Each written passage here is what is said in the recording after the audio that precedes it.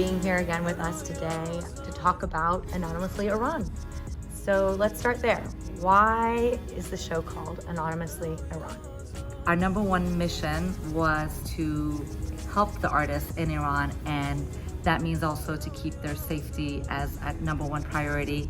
And the only way these Iranian artists could actually submit their work due to the conditions of the country right now and the movements which they're protesting against, we're all protesting against, the only way they could do it was to use their pseudonyms or anonymously. And so we thought that in solidarity with these artists, we would ask all the other artists globally who are submitting their work to also be anonymous, hence the theme of the whole gallery. Another reason being that we really wanted the focus of this exhibition to be about Iran, about the movement in Iran, about this revolution in Iran, and to not derive from it in any other way or for it to be perceived in any other way. Since art has been such an important part of this revolution, with beautiful art, meaningful, impactful art coming out of Iran especially, was to try and showcase that art and help those brave artists that are trying to reach the world with their voices, and a lot of times it gets shut down, whether it's by shutting down of the internet, that happens a lot, or the fact that they are too scared to post their information out to the world. We thought we could amplify their voices and let the world know what they're trying to convey. It is really difficult to do this because, especially in the diaspora, Iranians, we are a very polarized community, but we are coming from a place of love, and we're coming from a place of integrity and focusing on our mission to help these artists and to get their voices heard in the international community. The hashtag, the trending hashtag, Women Life Freedom, where does that come from for those of our viewers who don't know? The origin of it is a Kurdish slogan, Jen Jiyan Azadi, which essentially means woman, life, freedom, and in Persian it's Zan Zindagi Azadi.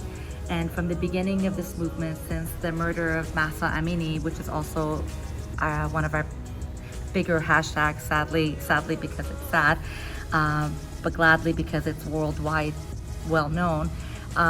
So the Women, Life, Freedom, Jen Jiyan Azadi, Zan Zindagi Azadi are the hashtags that essentially describe the movement as women have led this revolution.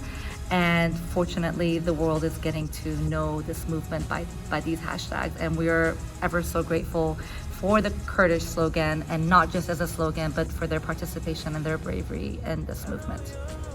Can you tell us a little bit about what happens when someone sells a piece of art in this exhibition? As far as the open call itself, all the artists that submit to it, Culture Lab is kind enough to not take any of the money that is collected from selling the pieces.